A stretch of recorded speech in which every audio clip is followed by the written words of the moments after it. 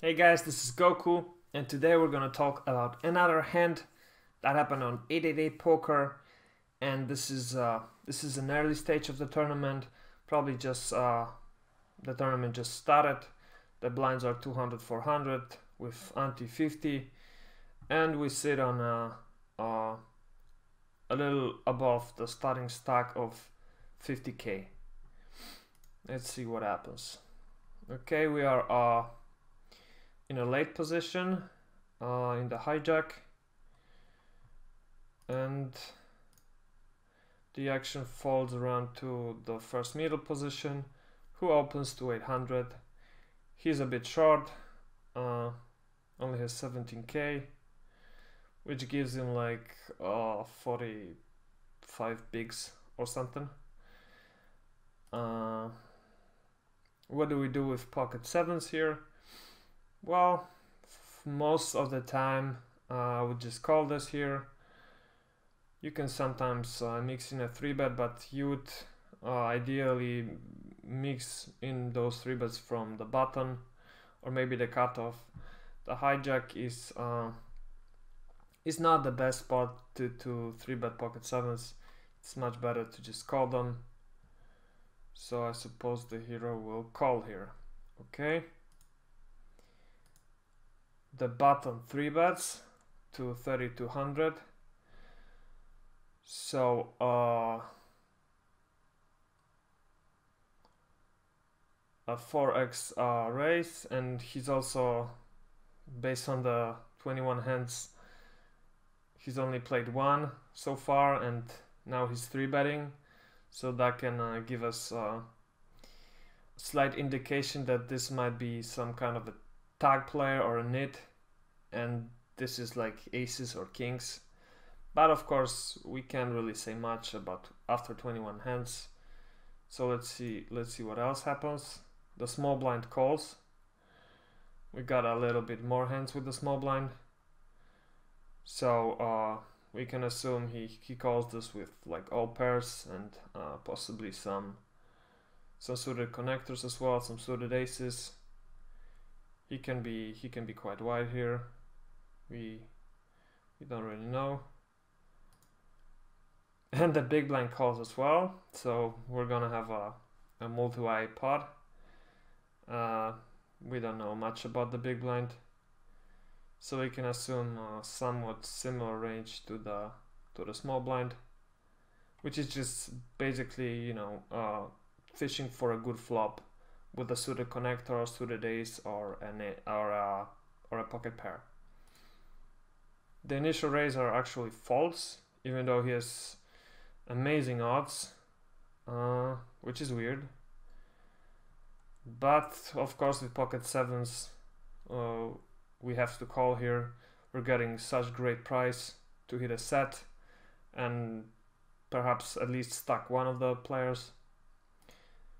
So we complete and we see a flop of 7 queen 5 with 2 spades. So we hit our dream flop. We hit trip sevens. We hit a set of sevens. The board is quite wet because there's the flush draw. There's also straight draws for like 6 8s. You know, 9 8 type of hands, 4 3. There's for sure a lot of hands in those two guys' ranges that hit very well on this flop, hit really good draws. But let's see what happens. The small blind checks, the big blind checks, and the action is on us. Well, in this spot I think I prefer betting much more to checking, because we are 4-way.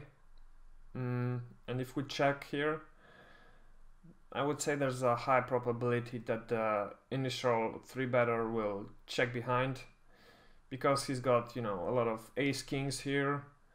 Of course, if he has kings or aces, he's still gonna call our bet, but with a hand like ace king suited or ace jack suited or ace 10 suited, or I don't know, pocket jacks, he'll probably check behind, giving these two players a free card on the turn. And we really don't want to do this with pocket sevens. We want to protect our hand and extract value. So I would lean to betting, and I wouldn't bet on a small side like a quarter or a third of the pot, because that's giving them way too good of an odds. Plus, if we're betting here, we're showing strength anyway. So I would like a bet of like, I don't know, 50% or 60. I'm not sure if we bet too much, like 75 or more, it's not scaring them too much. So like a half pot bet, I think seems quite ideal here. Let's see what the hero does. The hero bets 6,800, so actually a little bit under half pot, which is good. You can see it gives them 25% odds, which is nice. So we're expecting at least one of these players to call or raise. We'd be very happy if the villain here actually had the aces or kings, of course not queens, but we would be very happy if he shoved here or if he raised, because that might cause them to raise as well with their draws, and we can have a really nice pot with the best hand most of the time. But let's see what okay, so yeah, so the initial 3-better falls, so does the small blind. The action is now on the big blind, which min 3 bets. This is a great spot for us. We are really happy to see this, because this basically tells us that he's either got like a hand like pocket fives, or he's got some real good straight or flush draws. We don't really think he can have queens here, like ever, maybe once in a blue moon, but other than that, we crush his range. So, and he shows initiative to want to play a big pot. So I guess it seems to me that it's best to just shove here. Not sure if calling here is a good option. I guess it's not bad. You can also call here. The pot will be like 42k, and we'll have effective stack behind 32. So likely he's shoving the turn. But if he checks and we shove, well, who knows if he's gonna commit to the hand. And